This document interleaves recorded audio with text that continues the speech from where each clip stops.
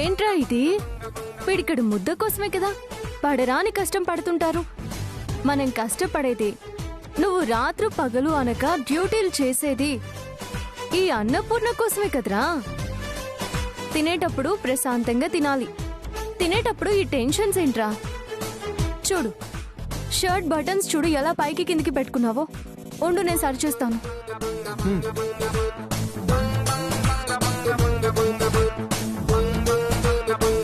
చెప్తున్నాను కదా స్లోగా తిను అని. ఎందుకంత కంగారు పడుతున్నావు? పనమ్మా పని. నాకు డ్యూటీ ఫస్ట్, తర్వాత ఏదైనా. అవతల అర్జెంటు పని ఉంది, నేను వెళ్ళిపోవాలి. నువ్వు తిండి తినే లోపల ప్రపంచం తలకిందులేమీ అయిపోదు. తిండి మెయిన్ కాదు, తిండి కోసమే ఆగిపోయాననుకో తలకిందులు అయ్యే సందర్భాలు చాలా జరుగుతాయి. సరే సర్లే, హరికథలు చెప్పడానికే నువ్వు చాలానే చెప్తావు. కాదురా, కమిషనర్ ఉద్యోగం చేసిన మామయ్యే ఇలా తినడం నేనెప్పుడు చూడలేదు. హలో, కమిషనర్కి ఏమి ఉండవమ్మా. ఉన్న తిప్పులన్నీ ఇదిగో నాలాంటి చిన్న ఉద్యోగులకే. హడావిడంతా మాకే ఎక్కువగా ఉంటుంది. వాళ్ళు పై పైన పెత్తనం చేసే ఆఫీసర్లు అంతే. వాళ్ళు మమ్మల్ని అండమే కానీ వాళ్ళు ఎందుకు హడావిడి పడతారు? అబ్బా, నువ్వు ఒక్కడివే డ్యూటీ చేసే పోలీస్వి, మిగతా వాళ్ళు డ్యూటీ చేయడం లేదా? అందరికీ ఇలాంటి టెన్షనే ఉంటుంది. సరే, నేను వెళ్తున్నాను. ఒరే, టిఫిన్ చేసి వెళ్ళు. వద్దులే, చాలు, కడుపు నిండిపోయింది. బటన్ సరిగా పెట్టలేదు, రాగు. ఈ 2 బటన్స్ పెట్టే లోపల 4 ముద్దలు తిను. వద్దే. సరే పోనీ, నువ్వు తినిపించవే, నేను బటన్స్ పెట్టుకుంటాను.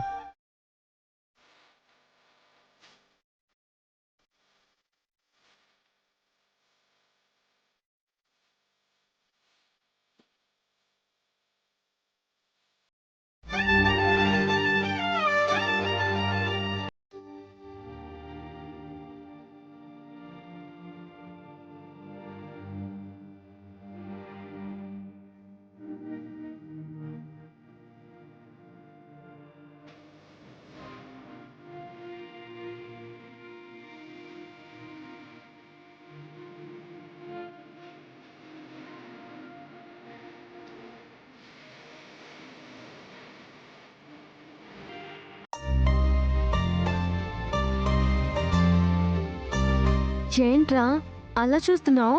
ఇలా రోజు తినిపించవే, స్లోగానే డ్రెస్ వేసుకుంటాను. అబ్బా, ఏం తెలివిరా. అంటే ఇప్పుడు లేదన్నమాట ప్రపంచం తలకిందులయ్యే పని. ఏదైనా నీ టచ్ వేరే. ఆ స్పర్శలో ఏదో జరిగిపోతుంది మనసుకి. డ్యూటీకి టైం అవుతుంది, అవతల అర్జెంట్ అన్నావు కదా. కరెక్టే, కానీ ఇది కూడా అర్జెంటే. తినడానికి లేని టైం దీనికైతే బాగానే ఉంది. నేను ఎక్కడికి పోతాను? ఇంట్లో ఉండేదాన్నే కదా. సరేలే, భలే గుర్తు చేసావు. ఈవినింగ్ త్వరగా వచ్చేస్తా. బాయ్. అయ్యో, కొంచెం తిను. అయ్యో ఆదిత్య,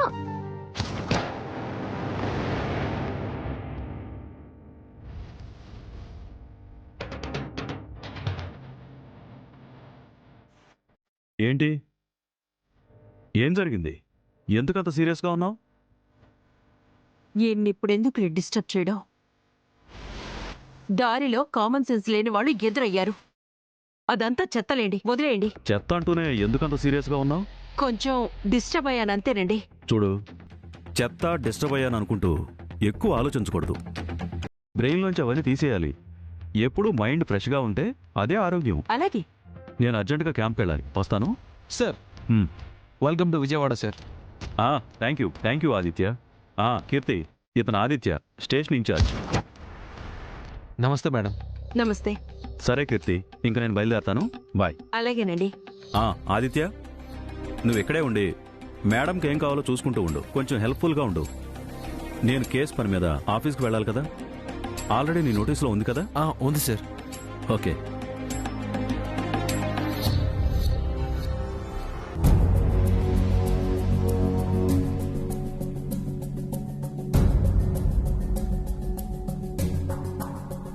ఆదిత్య, చెప్పండి మేడం.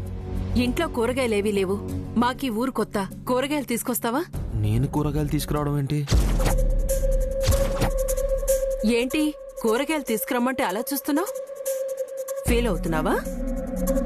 నేనేంటి కూరగాయలు తేవడం ఏంటి అని ఆలోచిస్తున్నావా? ఇదేంటి నేను అనుకున్నట్టు చెప్తుంది?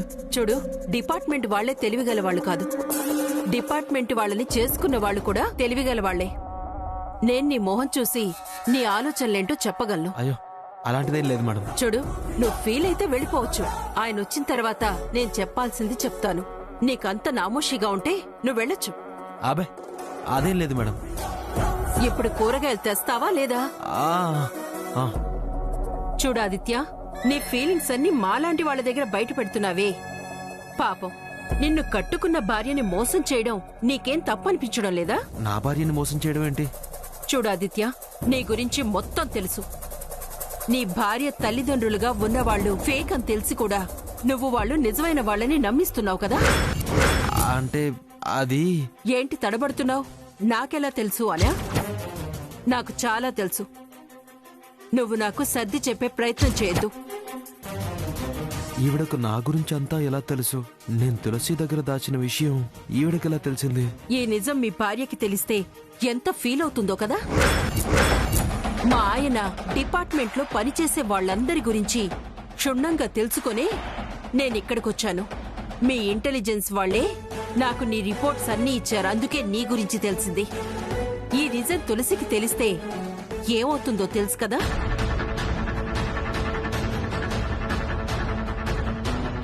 అది కాదు మేడం. వద్దు. నువ్వు రిక్వెస్ట్ చేస్తే నేను కన్విన్స్ అవుతానని మాత్రం అనుకోకు. నాకు వాస్తవాలు తెలుసని నువ్వు తెలుసుకోవడం కోసమే చెప్పాను. దయచేసి ఈ నిజం తనకెప్పటికీ తెలియకూడదు మేడం. నిజం దాచాలి అంటావు. ఓకే, తప్పకుండా దాస్తాను. కానీ నువ్వు నేను చెప్పింది ఏదైనా కాదనకుండా చెయ్యాలి. నువ్వు ఈ కండిషన్కి ఓకే అంటే నేను నీ కండిషన్ని యాక్సెప్ట్ చేస్తాను. అలాగే మేడం, చేస్తాను మేడం. సరే, ముందు నువ్వు వెళ్ళి వెజిటబుల్స్ తీసుకురా. అలాగే మేడం. మరి బ్యాగ్, డబ్బులు? అవసరం లేదు మేడం.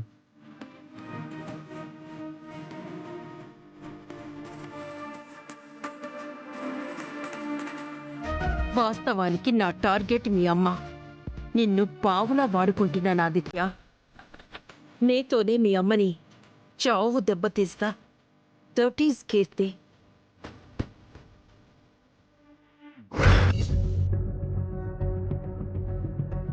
బాబు, ఉల్లిపాయలు 2 కేజీలు, బెండకాయలు 1 కేజీ, ఆ ఆలుగడ్డలు 1 కేజీ, టమోటా 1 కేజీ అన్ని ప్యాక్ చేయి. అలాగే సార్.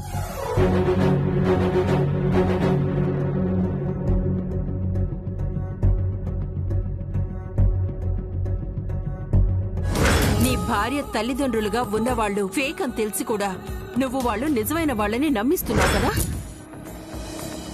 ఈ నిజం తులసికి తెలిస్తే ఏమవుతుందో తెలుసు కదా? నువ్వు నేను చెప్పింది ఏదైనా కాదనకుండా చెయ్యాలి. పాప బాబులు తులసి నిజమైన అమ్మా నాన్నలు కాదని తెలిస్తే భరించలేదు. అటు ప్రియా సాంబయ్యలు పాప బాబులు తులసి అమ్మా నాన్నలు కాకపోతే మరి నా తల్లిదండ్రులు ఎవరోను ప్రశ్నిస్తుంది. నేను అనాథనా, నాకు ఎవరూ లేరా అని మనోవేదనకు గురవుతుంది. ఈ విషయం మా అమ్మకి తెలిస్తే తులసిని ఇంకా చులకనగా చూస్తుంది. లక్ష్మి వాళ్ళకి కొమ్ములొస్తాయి. అందరూ కలిసి తులసి జీవితంతో ఆడుకుంటారు. అది తులసి భరించలేదు. ఈ విషయం నీకు ముందే తెలిసినా ఎందుకు నాకు చెప్పలేదు అని నిలదీస్తుంది. ఇంతకాలం ప్రేమించి పెళ్లి చేసుకున్న వాడే నన్ను మోసం చేశాడని బాధపడుతుంది. అసలు పాప బాబులు తులసి తల్లిదండ్రులు కాదని కీర్తి మేడంకి ఎలా తెలిసింది? ఒకవేళ కీర్తి మేడంకి పాప బాబులే చెప్పుంటారా? వాళ్ళు చాలా రోజుల నుంచి ఎక్కడికి వెళ్లారో ఎలా ఉన్నారో కూడా తెలియలేదు. మేడం తులసికి విషయం చెప్పకుండా ఎలాగైనా సరే మేనేజ్ చేయాలి.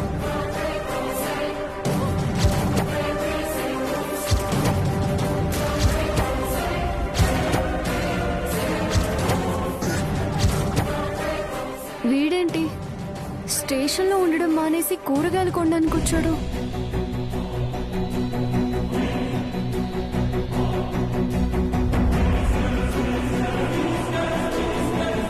బాబు త్వరగా కానీ, ఫాస్ట్గా వెళ్ళాలి. ఎక్కడికి వెళ్ళడానికి?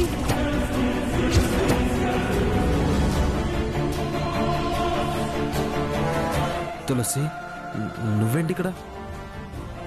అదే నేను అడుగుతున్నాను, నువ్వేంటి ఇక్కడ అని. అది కూరగాయలు.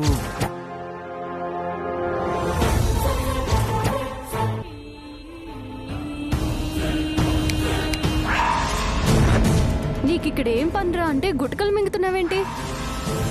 చెప్పు, కూరగాయలు ఎందుకు? ఎక్కడికి తీసుకెళ్తున్నావు? కొంపదీసి నాకు తెలియకుండా వేరే సెటప్ ఏమైనా పెట్టావా ఏంటి? చిచి, ఏం మాట్లావి? ఆయన నేను కూరగాయలు కొనడానికి వచ్చానని ఎవరన్నారు? మరి కూరగాయలు కొనినప్పుడు ఇక్కడ నీకేం పని? అది అది ఆ, కూరగాయలు కూరగాయలు క్వాలిటీగా కరెక్ట్గా ఉన్నాయా లేవా అని చెక్ చేయడానికి వచ్చాను. జేంట్రా ఆదిత్య, నీ కంటికి నేనేమైనా పిచ్చిదానిలా కనిపిస్తున్నానా? కూరగాయల క్వాలిటీ చెక్ చేయడానికి వచ్చాను అంటే నమ్మేంత వెర్రిదానిలా కనిపిస్తున్నానా? లేకపోతే మీ అమ్మ ఇంట్లో పెట్టే టార్చర్కి నిజంగానే పిచ్చి పట్టిందా? ఆపుతావా నీ సోది? మాకి మార్కెట్లో కూరగాయలు కల్తీ బాగా జరుగుతుందని కంప్లైంట్ వచ్చింది. అందుకనే అది ఎంతవరకు కరెక్ట్ అని తెలుసుకుందామని వచ్చాను. కూరగాయల్లో కల్తీనా? ఏ కూరగాయల్లో కల్తీ జరగలేదు అనుకుంటున్నావా? ఒకసారి న్యూస్ చూడ తెలుస్తుంది. పొద్దున్న లేచినప్పటి నుంచి మనం తినే ప్రతి దాంట్లో కల్తీ కల్తీ కల్తీ అని చెప్తూనే ఉన్నారు. అలాగే కూరగాయల్లో కూడా కల్తీ జరుగుతుందని మాకు కంప్లైంట్ వచ్చింది. అది ఎంక్వైరీ చేయడం కోసం ఇక్కడికి వచ్చాను. ఎందుకురా అంతలా అరుస్తున్నావు? అయినా ఎందుకు టెన్షన్ పడుతున్నావు? ఇంతకు ముందు నేను ఎప్పుడు ఇలాంటి ఎంక్వైరీలు చూడలేదే. నీ దగ్గరే ఫస్ట్ టైం వింటున్నా. పోలీసులు చేసే ప్రతి ఎంక్వైరీ నీ దగ్గరకు వచ్చి నీతో చెప్పి చేస్తారని అనుకుంటున్నావా? పోలీసులకు వేరే పని లేదనుకుంటున్నావా? డిపార్ట్మెంట్ వాళ్ళకి చాలా సీక్రెట్లు ఉంటాయి. అవన్నీ బయట చెప్తూ కూర్చుంటారనుకున్నావా? ఇప్పటి వరకు ఇలాంటి కంప్లైంట్ రాలేదు, మేము ఎంక్వైరీ చేయలేదు. ఇప్పుడు కంప్లైంట్ వచ్చింది, చేస్తున్నాం. ప్రతిదీ నీకు చెప్పాలా? సార్, మీరు అడిగిన కూరగాయలు ఇవ్వండి సార్.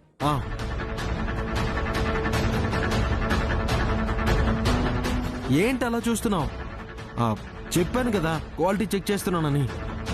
ఇవి ల్యాబ్కి పంపించి క్వాలిటీ చెక్ చేయించాలి. సరే, నువ్వు కూరగాయలు తీసుకున్నావు కదా, నువ్వు ఇంటికి వెళ్ళు. నాకు స్టేషన్లో పని ఉంది, వెళ్ళాలి. ఇటు బొమ్మ. వీడు చెప్పేది నాకు నమ్మబుద్ధి కావడం లేదు. వీడి బాలకం చూస్తుంటే అనుమానంగా ఉంది. చెప్తాను పని.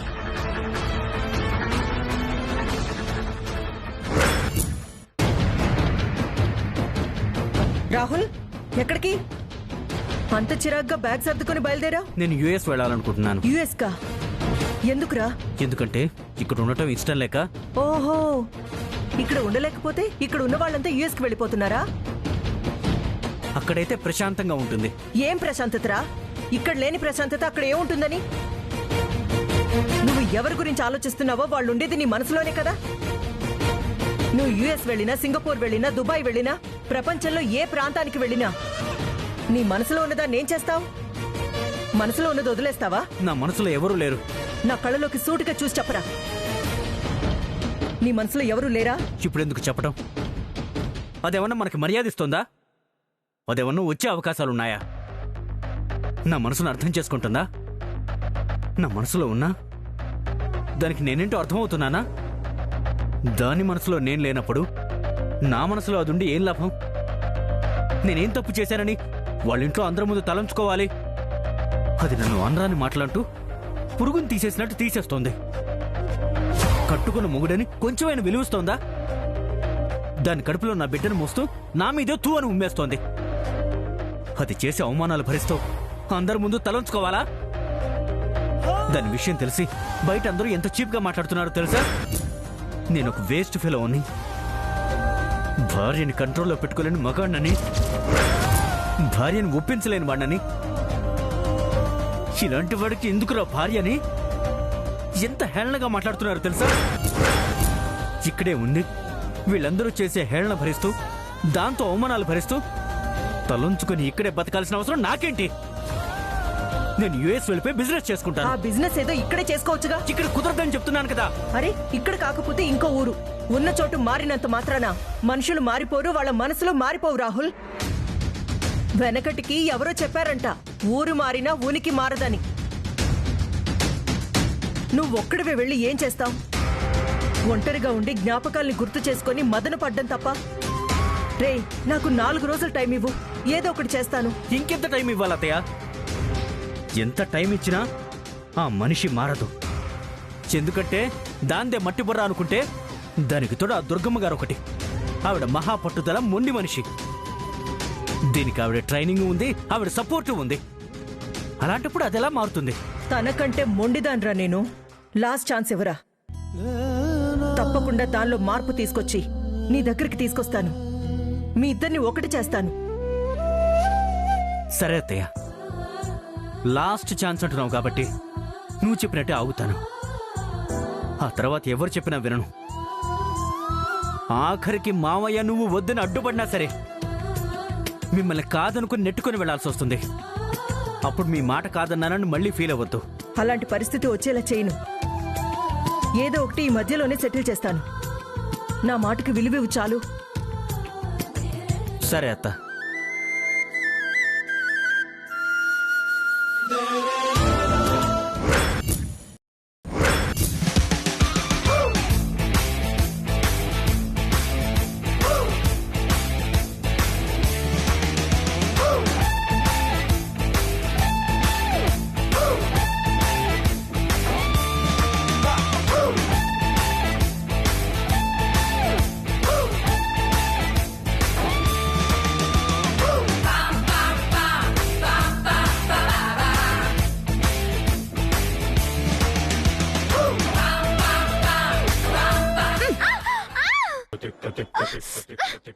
ఓసే, ఏంటి నువ్వు చేస్తున్నది?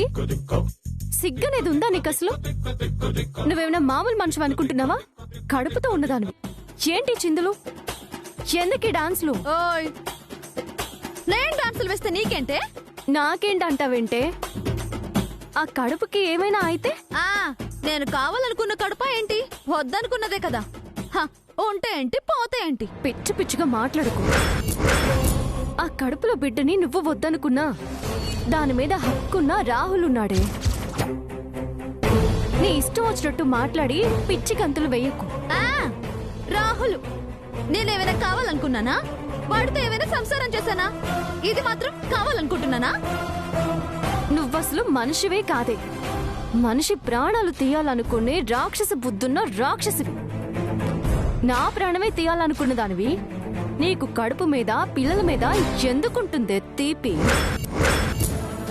తల్లి కావాల్సిన దానివి ఇలాంటి పాపపు మాటలు మాట్లాడితే దేవుడు నిన్ను క్షమించడే. క్షమించడు. క్షమించకపోతే క్షమించకపోయాడు. దేవుడు నన్ను అడిగి రాహుల్ని ఆ రాత్రి పంపించాడా ఏంటి? దేవుడు చెబితేనా నేను ఆ రాహుల్ గారితో కలిశాను? నేను ఏ పాపం ఎరగను. ఆ పాపం అంతా దేవుడికే తగులుతుంది. పిచ్చి పిచ్చిగా మాట్లాడకే పిచ్చిదానా. నాకు పిచ్చే. నీకు అసలు విషయం తెలిస్తే నీకు లేస్తుందే అసలు పిచ్చి. నేను ఎందుకు డాన్స్ చేస్తున్నానో తెలుసా? ఎందుకు? ఎందుకంటే దుర్గమ్మత్త తన ఆస్తి 5 ఎకరాలు నాకు రాసిచ్చేసింది తెలుసా? ఓసిని సంతోషం చల్లగుండా. అందుక అంతలా చిందలేస్తున్నావు. మురిసిపోకే. ఆ ఆస్తి నువ్వే ఉంచుకో అని దుర్గమ్మ అనేలా చేస్తా. ఎందుకంటే ఆ ఆస్తి మా అత్తయ్యకి పసుపు కుంకాల కింద వచ్చిన ఆస్తి. వాటి మీద హక్కు నాకు ఉంటుంది. నాకే ఉంటుంది. ఎప్పటికైనా ఆ ఆస్తిని నువ్వే ఉంచుకో తులసి. ఆ ఆస్తి నా తర్వాత నీకు చెందాల్సిందే అని అనిపిస్తాను. అది పసుపు కుంకుమల కింద నాకివ్వవలసిందే. అది జరగని పని. నాకు ఇచ్చేసింది. ఏయ్ పోవే పో. ఎప్పటికైనా అది నాకు చెందాల్సిందే అని దుర్గమ్మ నోట అనిపించి తీరుతాను. ఛాలెంజ్. ఛాలెంజ్లు గొప్ప చేసావులే గాని ముందు నీ మీద కంప్లైంట్ రాకుండా చూసుకో.